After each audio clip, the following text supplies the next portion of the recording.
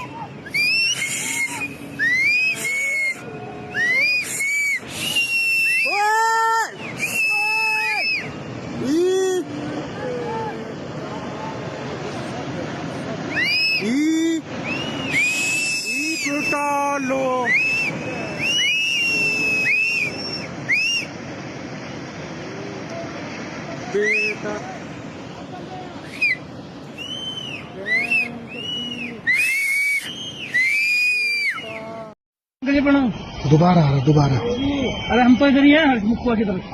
ये तो आयरा लगातार यार। हाँ सुबह गए। अरे ये तो भयंकर स्थिति हो रही है, पूरा मलबा ही मलबा। ये देखो ये दोबारा आ ही रहा है। ओ देखो ओ वो भी यही है। ये तो रेस्क्यू क्या होगा? ये तो इधर ही है।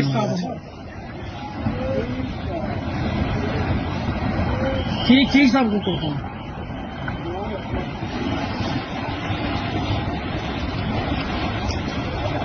सब क्या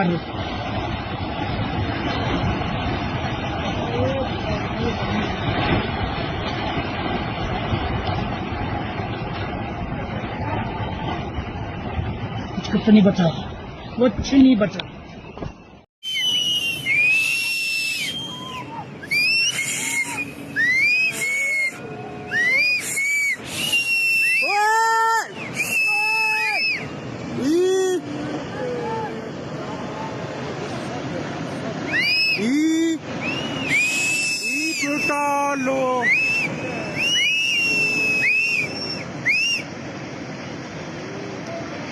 बेटा